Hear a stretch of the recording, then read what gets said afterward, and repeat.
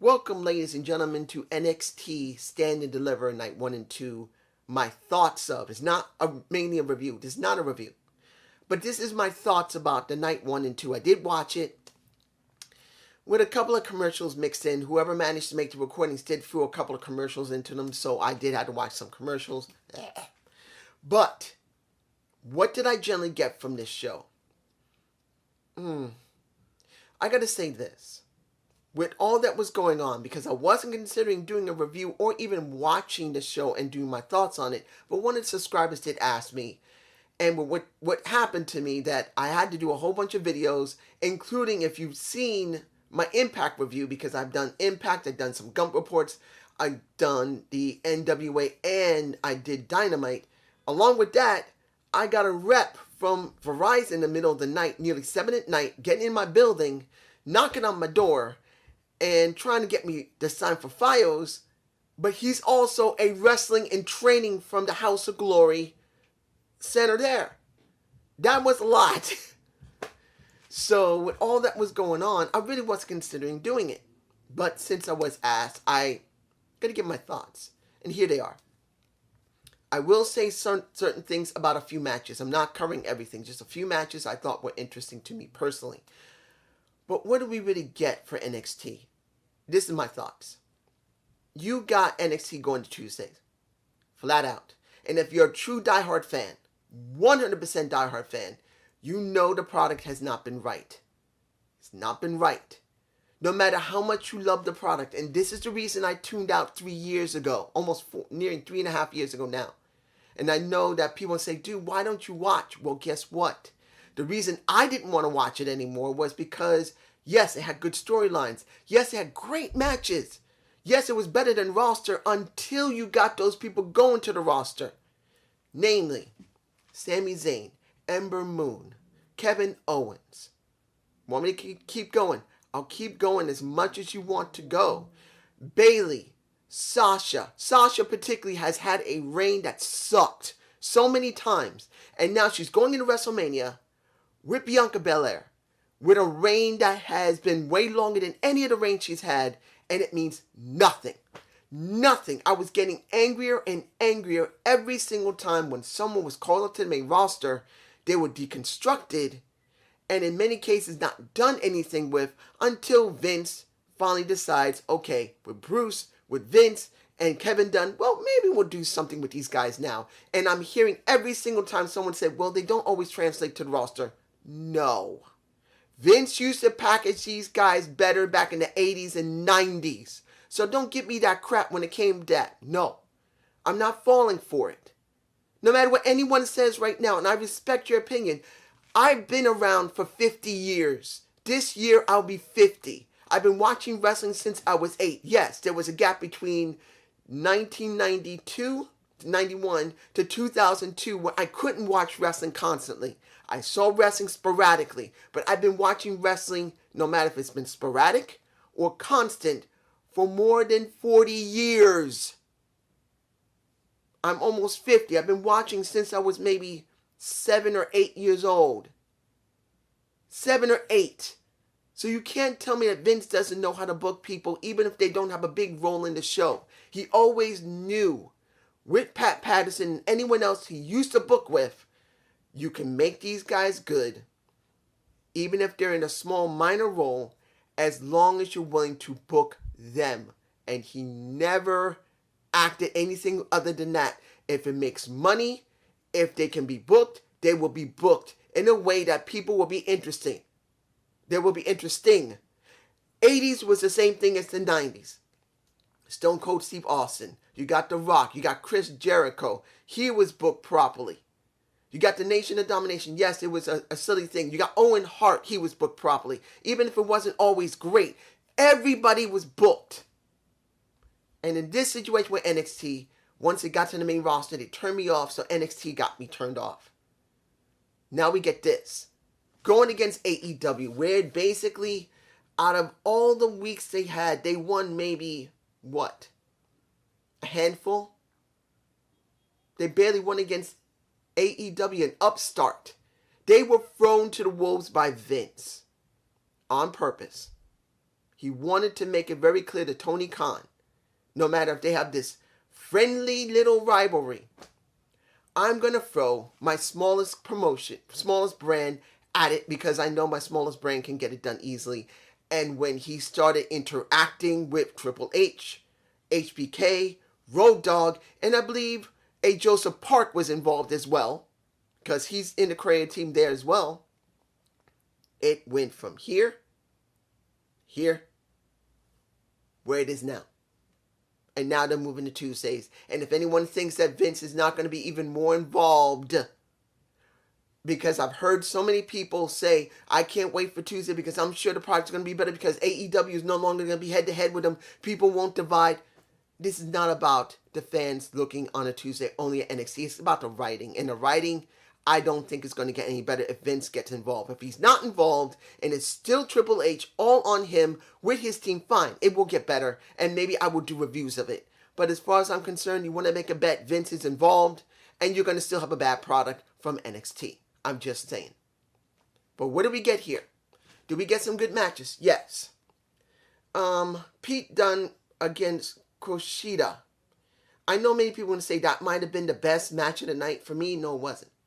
The one that was best was Walter versus Ciampa for the United Kingdom Championship. I think that was the best match of the night for me. It was. Because it felt like it was important. Because I know they were trying to say between Kushida as well as Pete Dunne, who is the best submission and best all-around wrestler. But it didn't really feel like it was the best submission all-around wrestler. It came down to Walter and Ciampa for me. It really did feel like it was important. And I got to say this. Hearing that some people said that the fans were not very interactive on the second night. So you might be right. First night, good. But what really didn't work, I think I got a shot of them in my face. The commentary team sucked so bad. And it wasn't Beth Phoenix's problem. This wasn't about Beth. Beth was very animated. When it came to Wade Barrett or Stu Barrett, he really made it more interesting with him interacting with Beth. Vic makes no sense. Hearing Vic raise his voice to a couple of optics didn't make him more interesting. He had no energy. You can have someone talking loudly and sounding enthusiastic, but he didn't sound enthusiastic. He sounded hollow. I'm not saying that Mauro Ranallo would be better in that position. I'm not. I'm not saying I ever hated Mauro Ranallo. I never did. I liked him. But when I see so many different commentators through the different promotions, he's not a good fit there. Honestly, he isn't. I think it would have been better if Corey Graves had been there than Vic. Honestly, I'm telling you guys the truth. If they took Vic and threw him with Michael Cole, I think it would have been better. Because if Vic is working with Michael Cole, at least Michael Cole can make it more interesting than Vic. Vic feels very hollow and boring. But Corey Graves, if he's interested, he will make it sound better. I would have rather seen him there.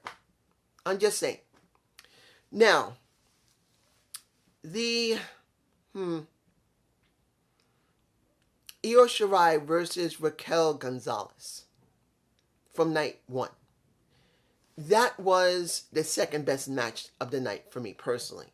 I know there's a lot going on, and there was a tag match.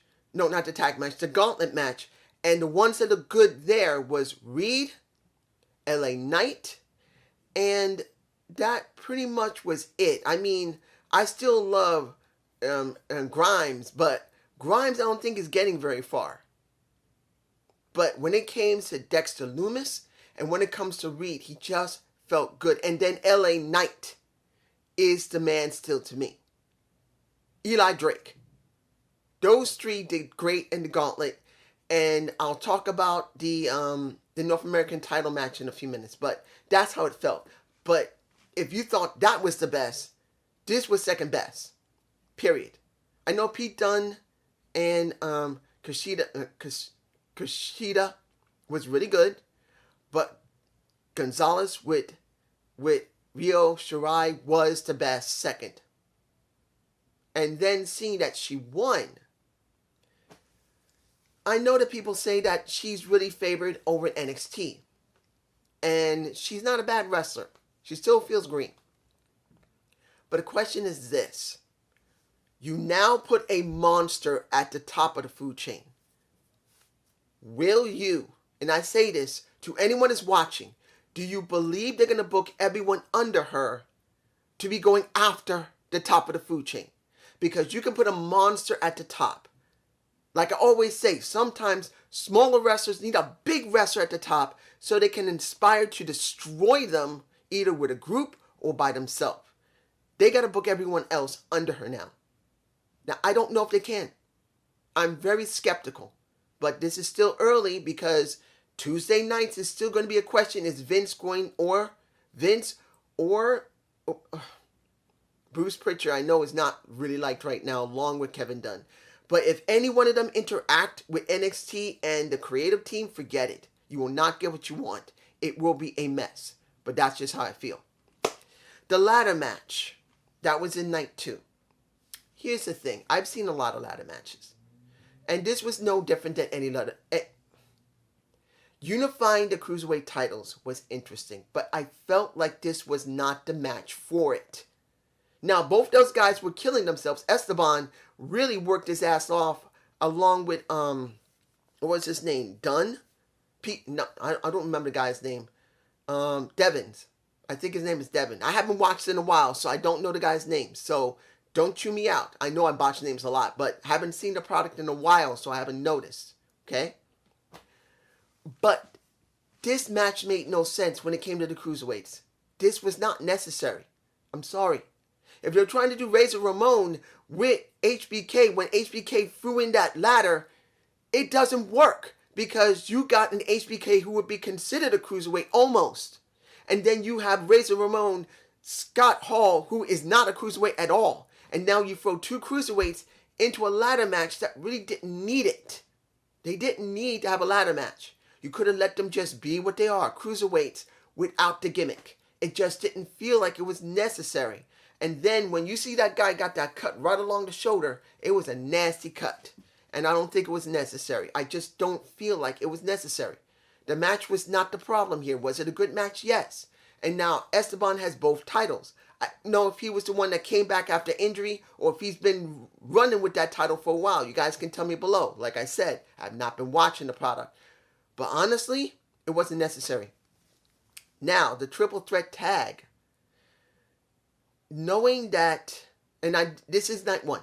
Knowing that MSK won the NXT tag titles. For me personally, knowing them as the Rascals, knowing them as Wentz and Desmond Xavier, Dez, it makes me really happy to see that they legitimately wanted to be at WWE. They wanted titles finally.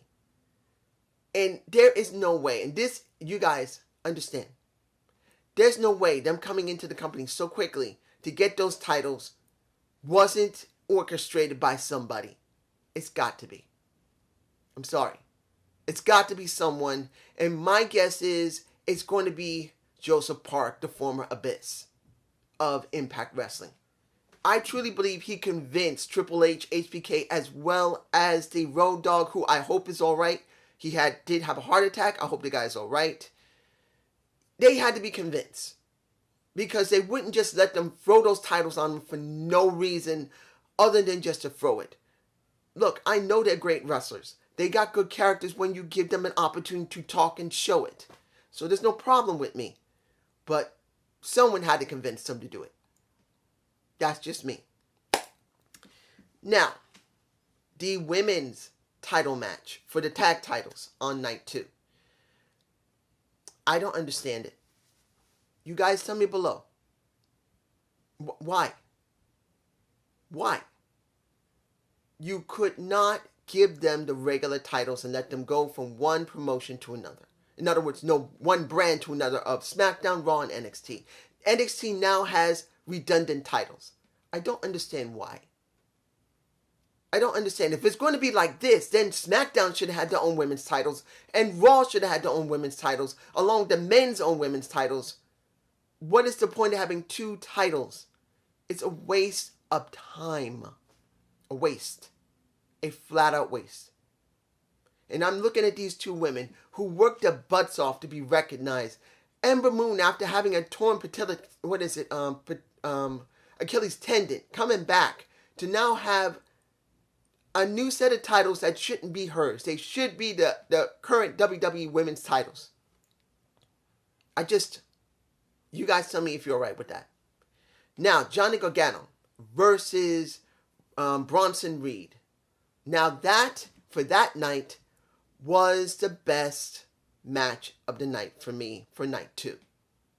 I know you could say the unsanctioned match, but I got my moments to think about that, and I will tell you how I feel. But let's be honest here. That was the best match of the night because it was for the title. And Bronson Reed didn't win. I wasn't surprised. They weren't going to let Johnny job to him. He's only been in there for a while, but giving him that moment to be at the North American title really helped his cred and elevated. And I do like Bronson Reed. He does have something. He does. I actually like him. I don't know if I'll watch NxT just for him, but you know. Now, the unsanctioned match. O'Reilly and Adam Cole. Here's the thing. This should have opened the show. I'm telling you right now. This should have opened the show. Or the North American title should have opened the show. Either North American title match should have opened the show, no ladder match, or the unsanctioned match should have opened the show. I think the unsanctioned match should have opened. Because when you see this destruction, it might have hyped the people a lot more than what they were throughout the night. A really good high, then slowly build on top of it. Because honestly, I don't think it should have closed the show. I don't think it should have. Honestly, it felt like a waste that should have been done differently. I feel like this, guys. This is what I feel. When you look at this show, you really think, what were they thinking about splitting it to 2 nights?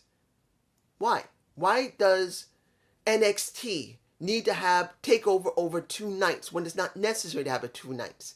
You could have waited and done it all there in 1 night. Why? Simple. Peacock. Peacock was mentioned so much between night 1 and 2, it was nauseating. And I know you're going to say, well, it wasn't mentioned that much. It was. It was enough. And this was all about Peacock. This wasn't about trying to make a TakeOver the best it could be. I'm not taking away from anyone who wrestled, because the wrestlers worked their asses off like they normally do. But this wasn't about the wrestlers. This is about making sure Peacock got what they wanted. They got their money's worth. That's what this was all about. And that's what it feels like. This feels like something that Vince cares more about than anything else. He wanted to make a good show and put it on two nights so Peacock would have a good amount of content before NxT would move to Tuesday night. For me personally, it felt like a waste. Not the show itself, because there were good matches on it. But it didn't really feel like it was catered to regular wrestling fans that love NxT. Yes, it had sparks of NxT, but it does not mean it had the heart of NxT. And understand, I'm not an NxT fan anymore. I still think they're great people on it, but I don't watch the product. I haven't watched it in 3.5 years, other than once in a while I may do a TakeOver review. And this is just my thoughts. I'm not even reviewing this. NxT is a joke of itself. Unless Kevin Dunn, Vince, or Bruce Pritchard does have no interaction at all, which I'm sure there will be interaction by Vince at some level. I don't expect him to go Tuesday night and he's not going to be involved. He will be. If you don't think so, watch for the next couple of weeks into the next month. Maybe you'll get a couple of good episodes of NxT, and it'll seem like old NxT, and then the weird booking of Raw, SmackDown, and Main Event will show up on there, and it will become prevalent going forward. It will show itself. And I even said that. I told you guys when NxT went head-to-head with AEW, it was going to fail because Vince was going to make it fail. I even said that. But this is my point of view. See you in WrestleMania. Peace.